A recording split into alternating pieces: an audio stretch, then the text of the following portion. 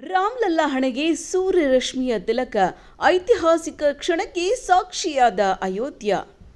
ಅಯೋಧ್ಯೆಯ ಭವ್ಯ ಮಂದಿರದಲ್ಲಿ ಬಾಲರಾಮನ ದರ್ಶನಕ್ಕೆ ಕೋಟಿ ಕಣ್ಣುಗಳು ಕಾಯುತ್ತಿದ್ದರೆ, ಇತ್ತ ಸಾಕ್ಷಾತ್ ಸೂರ್ಯದೇವನೇ ರಾಮ್ಲಲ್ಲನ ಹಣೆಗೆ ಮುತ್ತುಕ್ಕುವ ಮೂಲಕ ಐತಿಹಾಸಿಕ ಕ್ಷಣಕ್ಕೆ ಮುನ್ನುಡಿ ಬರೆದಿದ್ದಾನೆ.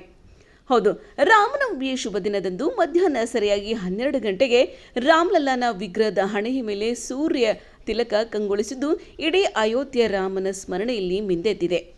ಪ್ರತಿಷ್ಠಾಪನೆಯ ನಂತರದ ಮೊದಲ ಜನ್ಮೋತ್ಸವವು ವಿಜ್ಞಾನ ಮತ್ತು ಅಧ್ಯಾತ್ಮದ ಅಪೂರ್ವ ಸಂಗಮಕ್ಕೆ ಸಾಕ್ಷಿಯಾಯಿತು. ರಾಮನವಮಿಯ ಪವಿತ್ರ ಗಳಿಗೆಯಲ್ಲಿ ಮಧ್ಯಾಹ್ನ ಸರಿಯಾಗಿ 12 ಗಂಟೆಗೆ ಸಾಕ್ಷಾತ್ ಸೂರ್ಯದೇವನೇ ಬಾಲರಾಮನ ಹಣೆಗೆ ಮುತ್ತಿಕ್ಕುವ ಮೂಲಕ ಸೂರ್ಯ ತಿಲಕವಿಟ್ಟು ಹರಿಸಿದ್ದಾನೆ. ಅಯೋಧ್ಯೆಯ ನೂತನ ಮಂದಿರದಲ್ಲಿ ರಾಮ್ಲಲ್ಲಾ ಪ್ರತಿಷ್ಠಾಪನೆಯಾದ ನಂತರದ ಮೊದಲ ಜನ್ಮೋತ್ಸವ ಇದಾಗಿದ್ದು, ಸೂರ್ಯ ರಶ್ಮಿಯು ರಾಮನ ಹಣೆಯ ಮೇಲೆ ಸುಮಾರು 3 ರಿಂದ 4 ನಿಮಿಷಗಳ ಕಾಲ ಕಂಗೊಳಿಸಿದ ಆ ಐತಿಹಾಸಿಕ ಕ್ಷಣಕ್ಕೆ ಲಕ್ಷಾಂತರ ಭಕ್ತರು ಸಾಕ್ಷಿಯಾದರು. ಈ ಅಪೂರ್ವ ದೃಶ್ಯವು ಇಡೀ ರಾಮ ಜನ್ಮಭೂಮಿಯನ್ನ ಭಕ್ತಿ ಪರವಶತೆಯ ಶಿಖರಕ್ಕೆ ಕೊಂಡೊಯ್ದಿದೆ.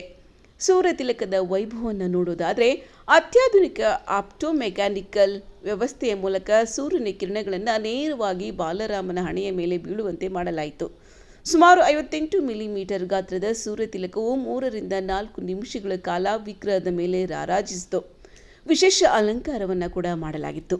ರಾಮನವಮಿ ಹಿನ್ನೆಲೆಯಲ್ಲಿ ರಾಮ್ಲಲ್ಲಾನಿಗೆ ಚಿನ್ನಾಭರಣಗಳು, ಅಮೂಲ್ಯ ರತ್ನಗಳು ಮತ್ತು ರೇಷ್ಮೆ ವಸ್ತ್ರಗಳಿಂದ ವಿಶೇಷವಾಗಿ ಅಲಂಕರಿಸಲಾಗಿತ್ತು. ಮಂದಿರಾದ್ಯಂತ ಟನ್ಗಟ್ಟಲೆ ಹೂಗಳಿಂದ ಶೃಂಗರಿಸಲಾಗಿದ್ದು, ಭಕ್ತರಿಗೆ ಸ್ವರ್ಗವೇ ಧರೆಗಿಳಿದ ಅನುಭವ ನೀಡಿತು. ಐತಿಹಾಸಿಕ ಕ್ಷಣವಾಗಿತ್ತು.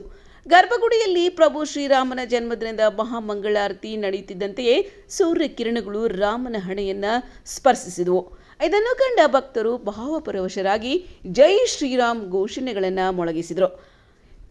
ಈ ಅಪೂರ್ವ ಕ್ಷಣವನ್ನು ಕಣ್ತುಂಬಿಕೊಳ್ಳಲು ದೇಶದ ಮೂಲೆ ಮೂಲೆಗಳಿಂದ ಲಕ್ಷಾಂತರ ಭಕ್ತರು ಅಯೋಧ್ಯೆಗೆ ಹರಿದು ಬಂದಿದ್ದರು.